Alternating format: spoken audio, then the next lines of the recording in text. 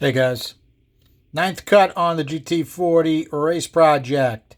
What did we do different? Well, we got our Ferrera valves. They would not fit. They wouldn't even come close. I knew that when I bought them, and I knew I'd have to make some adjustments. But when you see what I wound up doing, you're going to say, was that a good idea or a bad idea? Well, it's funny because DV actually answered his phone today, and I talked to him for a few minutes about these and a couple other things. And he knew what they were. And when I talked about the 1.625 exhaust valve, he goes, I know why those exhaust valves are so big.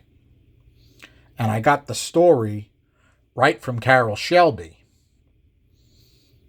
And the reason is when they were doing long distance racing, they put the bigger exhaust in to get better fuel economy through less pumping losses.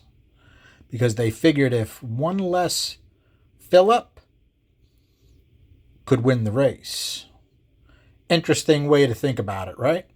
Now it's, almost 60 years later. If we can get the same efficiency out of the exhaust port with a smaller valve, I would say that's a win. And since that exhaust port is not great to begin with, and it doesn't have a huge amount of metal on it, I personally feel like you can't use all that 1.625 exhaust anyway. All I did to the exhaust was put a little bit of a top cut on it. It's still got a wide seat. And shrank it down. I had to, this is my first test valve. You can see I machined it down. Let's see if we can get that in focus for you guys. Wow, that's impressive. Okay. Doesn't look too terrible. Now, basically, all I did is I shrank it down. I didn't even touch the seat. The seat's thin. It fits perfectly on what we got right now. And I just took the sharp edge off the face side. The size of that valve, let me read it so I don't goof it up, 1.545. And when I sit it next to our intake valve, which looks so much prettier than the old junk we were using, I machined that down to a 1.9. And then we have 38 thousandths between our valves. Let's pop them in and you can look at them. Okay, we got a decent amount of clearance. I want a little bit extra clearance because these are really going to spin. And I'd rather have them not touch than bang into each other. Okay, let's see how we did on the fuel. Now, all I did is I changed the seats a little bit and cut valves down and put them in. So the only changes we have for flow and air speeds is due to those two things, right? A little bit bigger valve on the intake, a little bit smaller valve on the exhaust. Didn't touch the bowls, didn't touch the throats. Remember, the throats were really tight. So they're a little bit closer to where they should be now. They're still tight. I can measure those. I think the intake was an 86 where we're sitting right now. I didn't redo the exhaust, but it's a low number.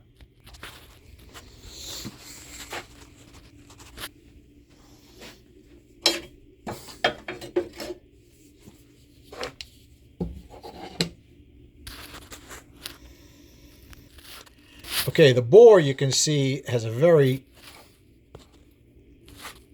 how should I say that? Right in the center of that spot, you can see it was starting to drip. Not as spread out as it was.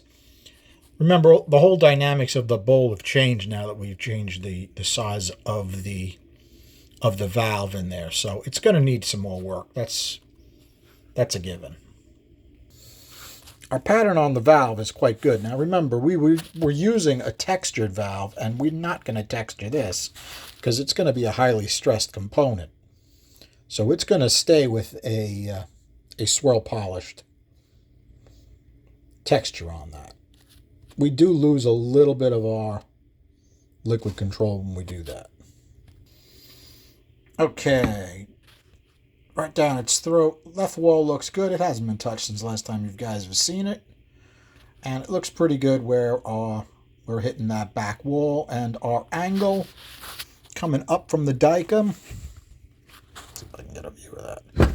Follows our curve pretty darn good at this point. Okay. Okay, guys. 8th cut, which you saw last time, not bad. How'd we do this time? Now, it's got a bigger valve in it, right? We went from a 1.863, it says. Just a tiny bit bigger. Not a huge change, right? Minus, minus, minus. Plus, plus, plus, plus, plus. We got some decent sized pluses here. Okay? When I talked to DV, I talked to him about his 500 horse 289 project. They were different castings. They were heavy duty, like racing style castings, but they weren't these. And he said him and Terry got over 500 horsepower on it. And I'm like, would you happen to remember what the flows were? He's like, Charlie, I've had brain surgery, but I think it was 245. Okay. Now, was he doing that on a dual plane? I should have asked, and I didn't. I forgot when I was talking to him. I should have asked if he was doing that through a dual plane or not. In any case, this is what we got. At 300 are almost identical, okay? But we get nice gains in here, all right? 248, 235.6, all right? 256. Remember, and you know what's nice? You can see exactly where she's starting to lose it. It's over 600 now at this point, which is nice. Sometimes with the bigger valve, what it does is it puts extra strain on your short side and makes it lose it at a lower lift. This worked out pretty well, but we're still a real tight throat. All right, what did it do with our swirl? Here we had plenty of swirl, right? 2335. It went down quite a bit. Remember, you're a little more shrouded, and it's going to empty into the center a little bit more, which is going to affect your swirls. We got minus swirls all along. Now, if you remember what we had with the intake manifold on, which was this one right here, is completely dead until the very end. So it may be a little bit lower than we'd like to see. Am I going to port it for swirl? I'm going to try not to. It's going to be a high compression thing. I'd really like to leave those chambers as close to stock as I can. I think I'm going to put DV's edge treatment on the far edge of the chamber, but that's about it. We'll see if I can get it done with the chamber the way it is. At 256, we should be pretty close to the range. I probably will have to do more work to the intake manifold. That'll happen this weekend. Okay, let's do our air speeds. That's the 8th cut. Bottom is our 9th cut. Plus, minus, minus. Barely changed in the center, barely changed on the floor.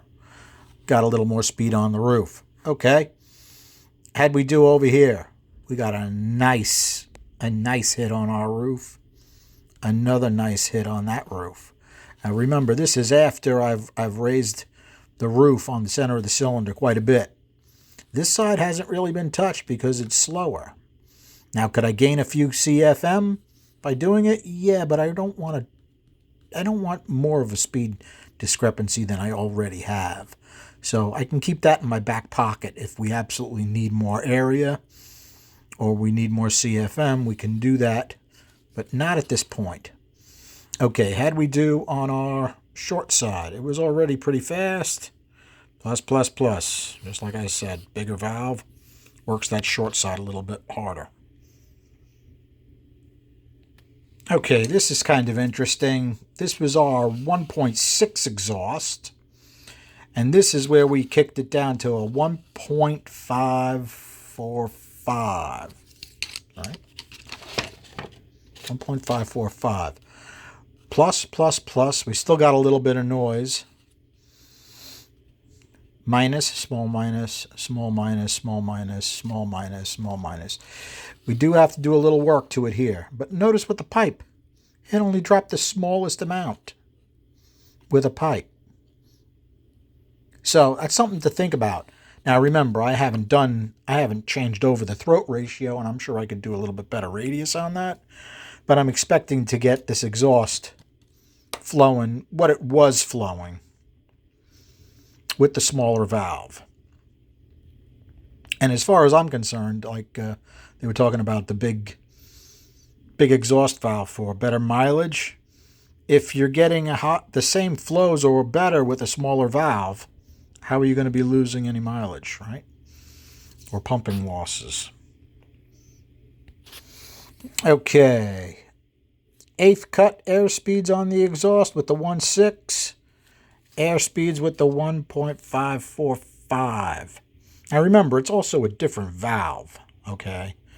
And the one we're using does have a really thick margin because it's been machined down so much, okay?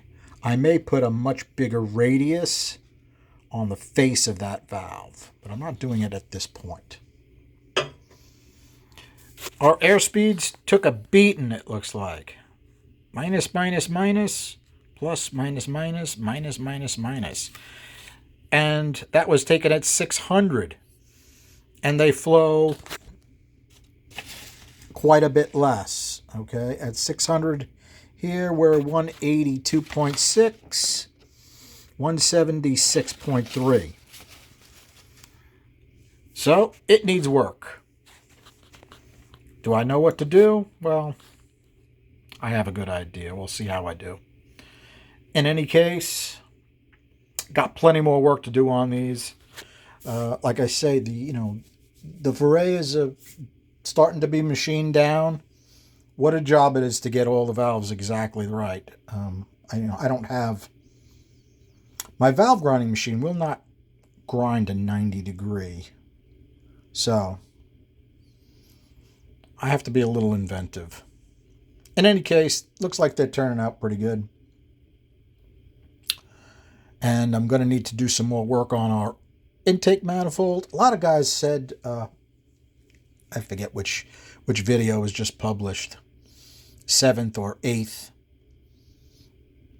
cut. Actually, it was probably this sheet, 201 with the ported intake. Guys say we can only get 400 horse out of that. No, they're thinking of the flow through the cylinder head. You get 400. We're a lot more than that. If you just look at our cylinder head flow, 256. Okay, so we got to bump up.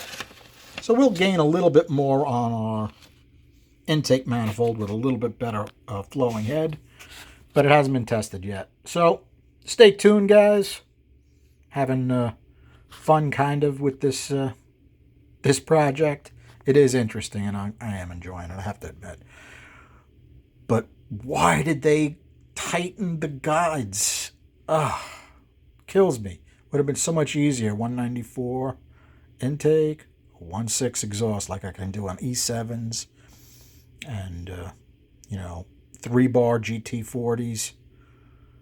I can get them cooking pretty good. I think I got about 245 out of 3 bars and GT 44 bar heads.